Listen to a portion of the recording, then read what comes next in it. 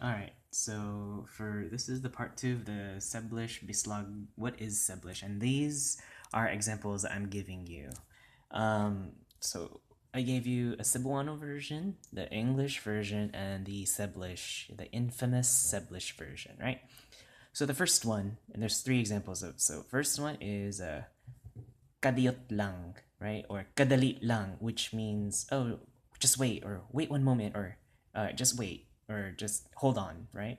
So it's telling you or someone or something to just stand by, wait, or hold on, right? One moment. Ay, kadiyot lang, ay, kadali lang, ha? Right? Um, Now, Ceblish version is just a mesh of the two, okay? Wait lang, or time pa sa, ha? Or wait lang, ha? Right? They're telling you to just wait or just give me a moment, right? Something like that.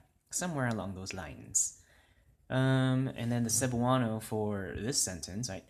Taas ang kusog sa dugo nimo, por eso kini ang imong tambal, which translates to your blood pressure is high, so this is your medicine, right? But the Ceblish version is wacky. It's weird. So, nag-high blood ka, so kini ang imong pills, or whatever. You can just put medicine or whatever, right? You can see how the blue underlined words are the English words that just came in and crept up, right? So this lexicon, like high blood, became a verb. Oh, nag high blood, right? So you high blooded, you are in high blood, kind of. You see what I mean? Like it changed. It's weird how that lexical whatever thingy works.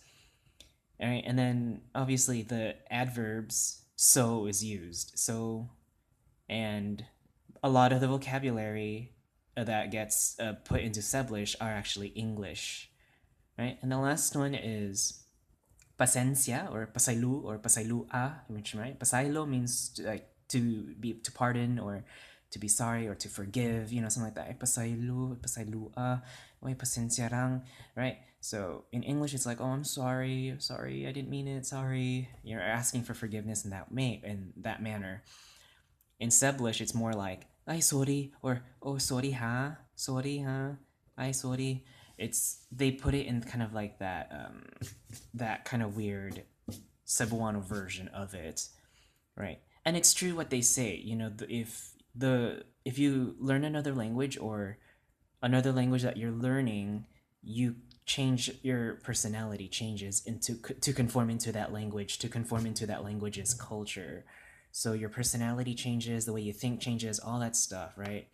And this is why I feel that you should definitely stick to just the Cebuano version. I'm highly recommending and encouraging people to start thinking in pure Cebuano, something like this, just because it can help you become a better person, or I guess a better thinker in that language, not person, the thinker in that language, and you won't need the help of another language to help you communicate. I mean, the French are doing a really good job at it, the French, from what I've encountered and from what I've experienced, they actually got mad at me because I kept switching a language from English to French, and they were pissed off. And yeah, it's just, if you're going to speak one language, use it once and that's it. Do not use another language to help you out. And that's the end of my rant.